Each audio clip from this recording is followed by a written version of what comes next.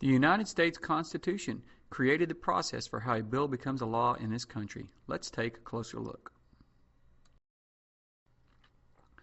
To begin with, all laws must be approved by the House of Representatives and the Senate. If either part of the Congress fails to approve a bill, it cannot become a law.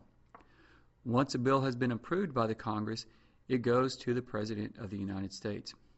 If he chooses to sign the bill, it will become a law. However, he can veto it, in which case it does not. Vetoes can be overridden by a 2/3 vote in both the House and the Senate. All laws start off as ideas. The idea can come from any American citizen, the President, a congressperson, even you. When someone comes up with an idea for a law, it must be written out. This prospective law is now known as a bill. With the exception of tax bills, which must start in the House of Representatives, a law can start in either the House or the Senate. Our example starts in the House of Representatives, but the process is essentially the same for a bill that starts in the Senate.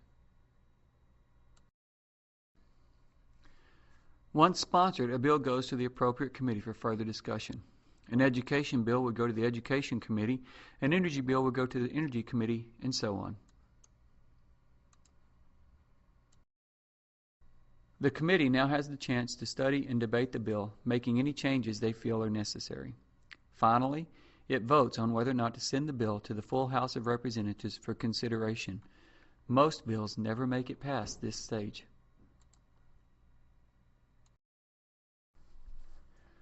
Once a bill reaches the full House, even more debate takes place. Additional changes are often made, and only then is it put to a vote. If a simple majority is obtained, 218 members in the House of Representatives, the bill is passed on to the Senate for their consideration.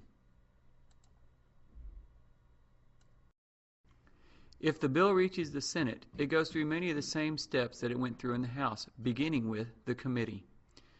If the Senate approves the bill, it goes to the President. The President has two choices with any bill he receives. If he approves it, then it becomes a law.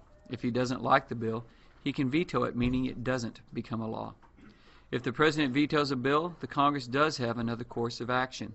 A presidential veto may be overridden with a 2/3 vote in both the House and the Senate. If the attempt to override the veto is successful, the bill becomes a law without the President's approval.